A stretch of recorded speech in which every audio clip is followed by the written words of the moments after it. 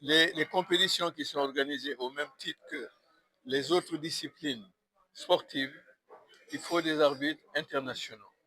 Et cela est fondamental. Aujourd'hui au Sénégal, nous avions ce problème-là. Il nous manquait, on avait un manque crucial d'arbitres internationaux.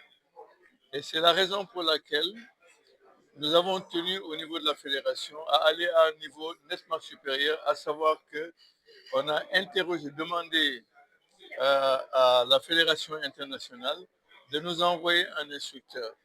Et nous avons la chance d'avoir eu M. Hosni Ahmed, qui est aujourd'hui ici, qui a accepté de venir, compte tenu de son rôle qui est extraordinaire, venir euh, dispenser les cours, bien entendu en anglais, et ce qui a permis aujourd'hui d'avoir des résultats appréciables.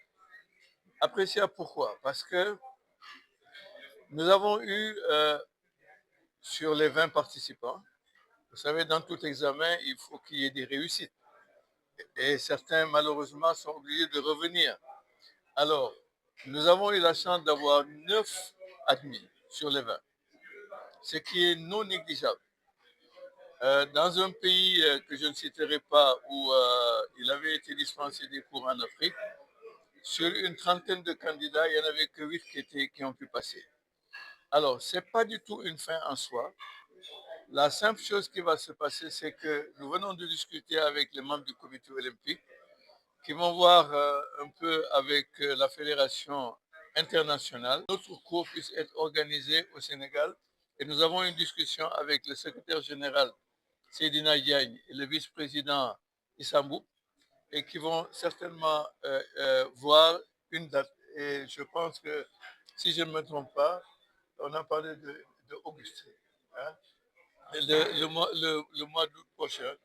On va certainement avoir encore un autre cours qui va permettre qu'on puisse avoir encore un nombre plus important d'arbitres internationaux. Il y a eu des formations et que vous avez couvertes qui ont été organisées au plan local. C'est très très bien, mais au plan international, c'est quelque chose d'absolument fondamental.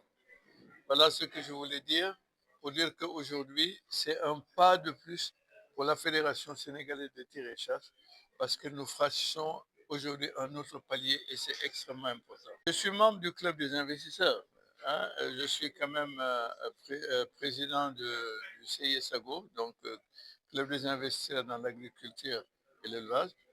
Et aujourd'hui, rapprocher ces deux entités-là, oui, effectivement, cela est tout à fait possible.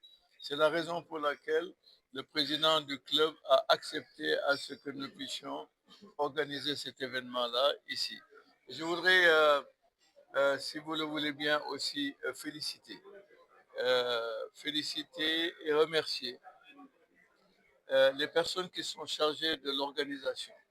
Je commencerai par le président Youssou Ndiaye qui est ici à côté de moi, qui est chargé de la formation et, comme vous le savez, avait déjà eu à initier quelque chose au plan local, mais aussi pour la mise en place de cette formation internationale, il a joué de son va-tout pour que ça se fasse. Et je voudrais à ce titre-là le féliciter et le remercier. Remercier aussi Sensei Yatmalo qui est chargé de l'organisation et du sponsoring. Alors, il a fait également un excellent travail dans le cadre organisationnel et c'est quelque chose qu'il faut saluer.